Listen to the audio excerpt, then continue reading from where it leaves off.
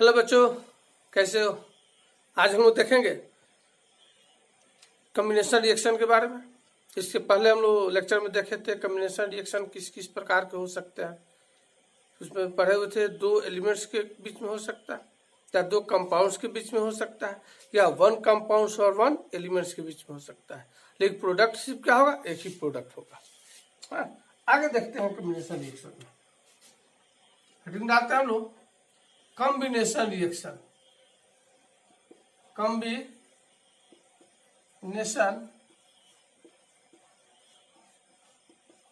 Reaction है ना। तो कॉम्बिनेशन रिएक्शन जो होता है ना, वह एक्सोथर्मिक नेचर का होता है। Exothermic nature. एक्सोथर्मिक का मतलब क्या हुआ कि जब भी कोई कॉम्बिनेशन रिएक्शन होता है, या टू एलिमेंट्स या टू कंपाउंड्स या वन एलिमेंट्स और वन कंपाउंड्स आपस में रिएक्ट करता है और प्रोडक्ट का फॉर्मेशन करता है, तो उसमें उस रिएक्शन में सिर्फ ओनली वन प्रोडक्ट का फॉर्मेशन होगा। इसके पहले हम लोग देखे हुए थे प्रोडक्ट क्या होगा, ओनली वन प्रोडक्ट होगा, सिंगल प्रोडक्ट होगा।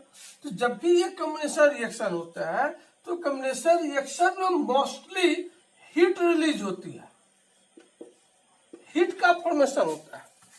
इसीलिए इसको हम एक्सोथर्मिक नेचर कहते हैं। या इस प्रकार के जो रिएक्शन होते हैं, वैसा रिएक्शन जिसमें हीट रिलीज हो, कोई भी रिएक्शन हो और जिसमें हीट क्या हो, रिलीज हो रही है ना, उसे हम क्या कहते हैं, एक्सोथर्मिक रिएक्शन कहते हैं। इसीलिए कहा होता है जितने भी कॉम्बिनेशन रिएक्शन होता है, सभी कॉम्बिनेशन रिएक्शन मोस्टली क्या होता है, एक्सोथर्मिक नेचर का होता है। हमेशा क्या होगा, हीट क्या होगा, प्रोड्यूस होगा। जैसे कि देखा जाए इसके साथ में कंबंशन रिएक्शन जो होता है, कंबंशन रिएक्शन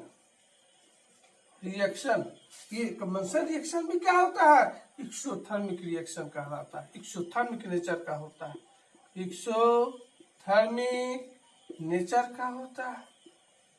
क्यों भाई, तो इसमें भी कंबंशन रिएक्शन में भी क्या होता है, हीट क्या होता है, प्रोड्यूस होता है ना। तो याद कर रखना बच्चों, जितने भी कॉम्बिनेशन रिएक्शन है, मोस्टली कॉम्बिनेशन रिएक्शन क्या होता है, एक्सोथर्मिक नेचर का होता है, मोस्टली होता है। लेकिन आगे देखेंगे कुछ ऐसे कॉम्बिनेशन रिएक्शन होता है जो इंडोथर्मिक नेचर का भी होता है। लेकिन अधिकांश से देखा जाए सभी कॉम्बिनेशन रिएक्शन क्या होता है, एक्सोथर्मिक नेचर का होता है। इसको नोट कर लो। एग्जाम्पल में हम लोग देखेंगे।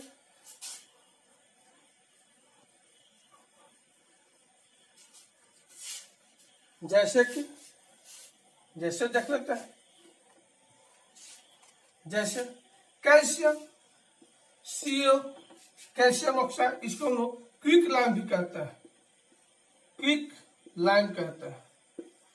किसके साथ मिला, वाटर के साथ मिला, जल के साथ रिएक्ट किया, क्या बना भाई, कैल्शियम हाइड्रोक्साइड CaOH का होल ट्वाइस। इसको हम लोग क्या बोलते हैं, सेलेक्ट लाइम बोलते हैं, सेलेक्ट लाइम। यहाँ पर देखिए कैल्शियम ऑक्साइड को जब हम लोग वाटर में डिजोल्व करते हैं तो क्या बनता है, कैल्शियम हाइड्रोक्साइड बनता है। और यह हाइड्रोक्साइड जब भी ये रिएक्शन होता है तो इसमें क्या होगा, लार्ज अमाउंट में क्या होता है, हीट प्रोड्यूस करता है। तो ऐसे रिएक्शन जिसमें से हीट क्या हो, रिलीज करे, हीट प्रोड्यूस हो, उस प्रकार के जो रिएक्शन होते हैं उसको हम क्या कहते हैं, एक्सोथर्मिक कहते हैं। ऐसा रिएक्शन जिसमें क्या हो, हीट प्रोड्यूस हो, उसे हम क्या कहते हैं, एक्सोथर्मिक कहते हैं। जैसे कैल्शियम ऑक्साइड क्या करता है, वाटर में जब डिजोल्व किया जाता है, वाटर में जब डाला जाता है तो कैल्शियम हाइड्रोक्साइड यानी सेलेक्ट लाइम का फॉर्मेशन होता है। और साथ में क्या होता है, लार्ज अमाउंट में हीट क्या होता है, प्रोड्यूस होता है। इस प्रकार के जो रिएक्शन होते हैं उसे हम एक्सोथर्मिक कहते हैं। तो ये कौन रिएक्शन होगा, कॉम्बिनेशन रिएक्शन। इसीलिए कहा जाता है मोस्टली कॉम्बिनेशन रिएक्शन क्या होता है, एक्सोथर्मिक रिएक्शन होता है। इसको नोट कर लीजिए बाबू।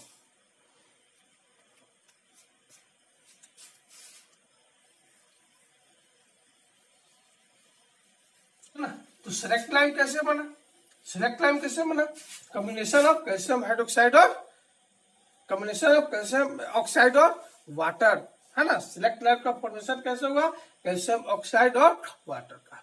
तो यह देखते हैं हम कैल्शियम जो हाइड्रोक्साइड होता है। अब देखोगे कैल्शियम हाइड्रोक्साइड जो दीवारों पर सफेदी की जाती है, देखे होंगे आप CaOH, इसे बोलते हैं सिलेक्ट लाइम, सिलेक्ट लाइम, है ना। इसका यूज हम लोग कहाँ करता है, दीवारों पर सफेदी करने के लिए करते हैं। देखे होंगे आप लोग, है ना, जब घर पर दीवारों पर जब चूना वूना लगाया जाता है ना, तो क्या होता है, कैल्शियम हाइड्रोक्साइड होता है ना। इसको हम लोग देहातों में, है ना, भाखड़ा चूना के भी नाम से हम लोग जानते हैं। तो सिलेक्ट लाइम का जो फॉर्मेशन होता है कैसे होगा, reaction of calcium oxide and water. Calcium oxide and water के बीच में जब रिएक्शन होता है तो क्या बोलता है, कैल्शियम हाइड्रोक्साइड का निर्माण होता है, जो व्हाइट वाशिंग में इसका यूज हम लोग करते हैं। लेकिन जैसे ही देखते हैं कि व्हाइट वॉशिंग जब दीवारों पर हम सफेदी करते हैं तो देखते हैं जब भी चूना लगाया जाता है कि दीवारों पर, तो उस समय उसमें चमक नहीं होती, उसमें थोड़ा सा क्या होगा, धुंधला धुंधला टाइप का होता है।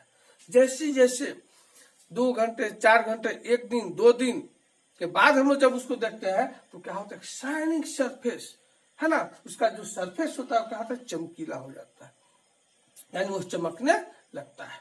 ऐसा क्यों होता है, जब हम कैल्शियम हाइड्रोक्साइड को जब हम दीवारों पर डालते हैं तो डालने के साथ क्या होता है, वह धुंधला टाइप का होता है, उसमें चमक नहीं होती है। लेकिन 2-3 दिन के बाद हम लोग देखते हैं, है ना, या कुछ समय के बाद देखते हैं वो धीरे धीरे उसके जो सरफेस जो होता है, जो वाल होता है, उसका आउटर जो सरफेस होता है हमेशा क्या होता है, चमकीला होने लगता है। ऐसा होता है। तो यह क्या करता है कि एटमॉस्फेयर में जो कार्बन डाइऑक्साइड है, एटमॉस्फेयर में जो कार्बन डाइऑक्साइड है उसके साथ क्या करता है, रिएक्ट करता है, और रिएक्ट करके कैल्शियम कार्बोनेट का निर्माण करता है, कैल्शियम कार्बोनेट का निर्माण करता है और जल बनता है। और यह कैल्शियम कार्बोनेट क्या है, मार्बल पड़े होते, मार्बल होता है एकदम व्हाइट सरफेस, है ना।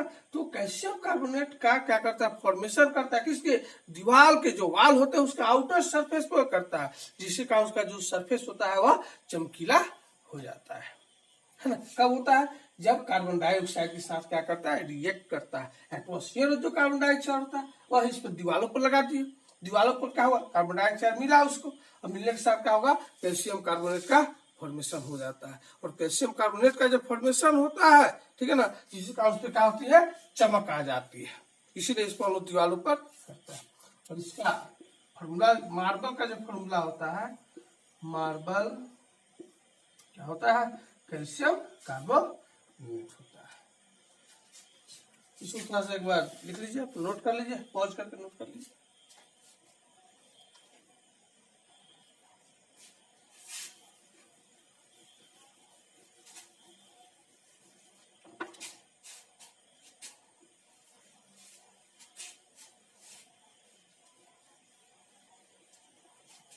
है ना, लिखेगा, हम लोग डालेंगे heading A solution of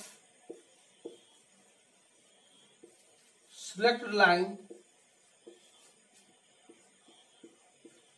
produced by reaction between quick line या कैल्शियम ऑक्साइड, इसको हम लोग क्विक लाइन बोलते हैं, विथ वाटर H2O, है ना। सिलेक्ट लाइन का फॉर्मेशन कब होता है ना, जब रिएक्शन होता है किसके कारण, या कैल्शियम ऑक्साइड और वाटर के बीच में होता है ना। इज यूज्ड, इसका यूज किया जाता है, किसका, सिलेक्ट लाइन का यूज होता है कहा, for white washing, used for white washing walls. समझ ना, सिलेक्ट लाइन कैल्शियम क्या होता है, कैल्शियम हाइड्रोक्साइड, कैल्शियम हाइड्रोक्साइड, है ना। कैसे होगा, प्रोड्यूस कैसे होता है, by reaction between calcium oxide and water is use for white washing. Note कर लीजिए।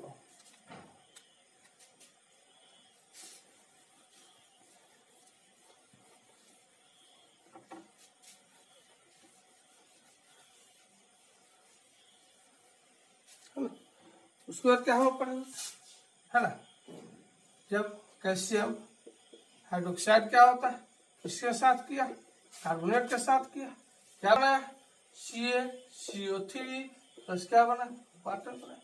तो आफ्टर उसके बाद कर आफ्टर, है ना, आफ्टर डेट उसके बाद क्या होता है, आफ्टर डेट किसके बाद होता है, कैल्शियम हाइड्रोक्साइड रिएक्ट। लिखेंगे हम लोग after that calcium hydroxide react, किसके साथ रिएक्ट करेगा, react with carbon dioxide, react with carbon dioxide. कहां से, कार्बन डाइऑक्साइड कहां से मिला है, इन एयर में जो कार्बन डाइऑक्साइड है, एयर में जो कार्बन डाइऑक्साइड उसके साथ रिएक्ट करता है टू फॉर्म ए थीन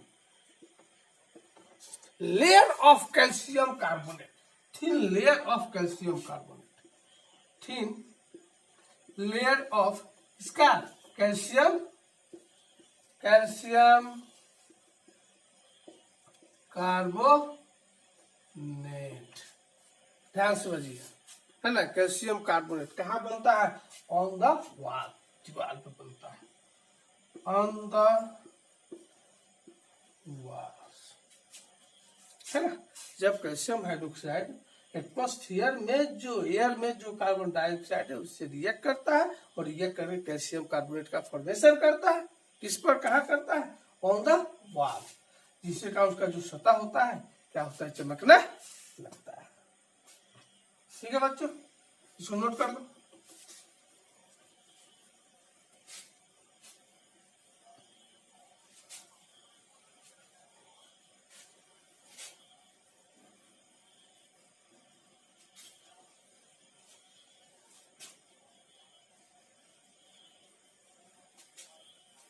है ना, चलिए लिखा जाए, हेडिंग में डाल लीजिए, देखा जाए इसमें कॉमन चीज है ना।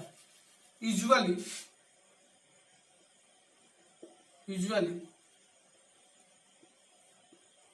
Combination reaction is exothermic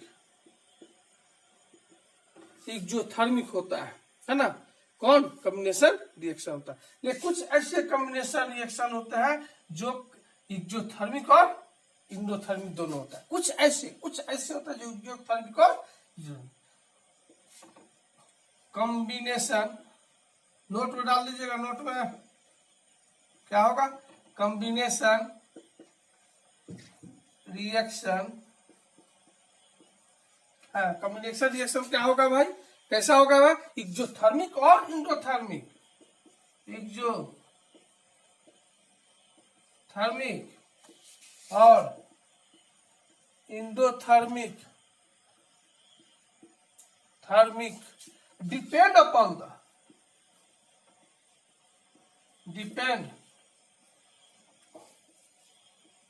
the nature of reactant, यहाँ पर ध्यान दो।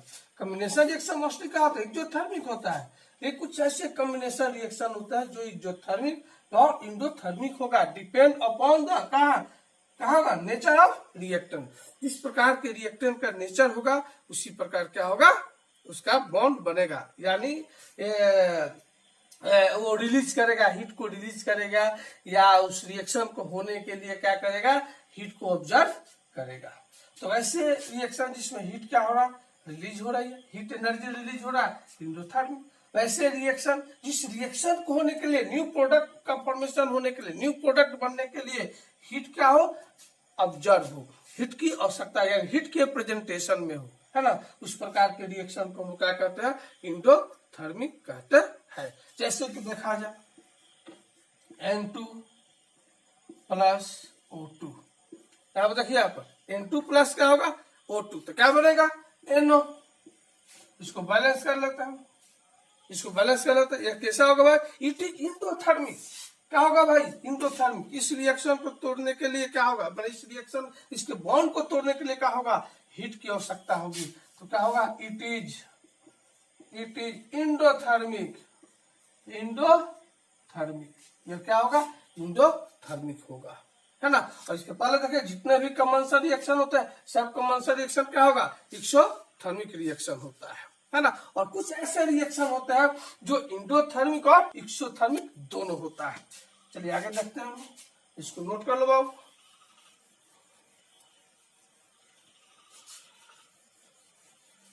कुछ एक्सेप्शन में कुछ ऐसे रिएक्शन होते हैं जो इंडोथर्मिक और एक्सोथर्मिक दोनों होता है।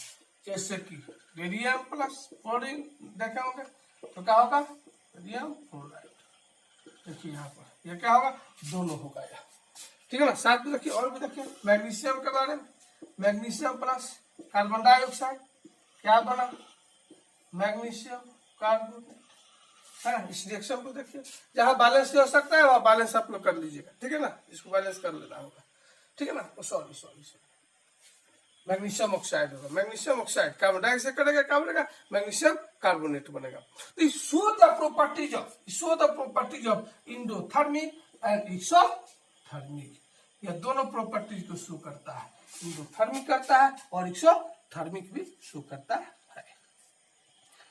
चलिए बच्चों, इस चैनल को देखते रहिए, है ना। कुछ भी हो समस्या हो, इसमें कमेंट बॉक्स में डालिए, कुछ सुझाव दीजिए, ठीक है ना। और चैनल को सब्सक्राइब कीजिए, लाइक करते रहिए, है ना। जितना से अधिक हो उसको शेयर करते रहिए।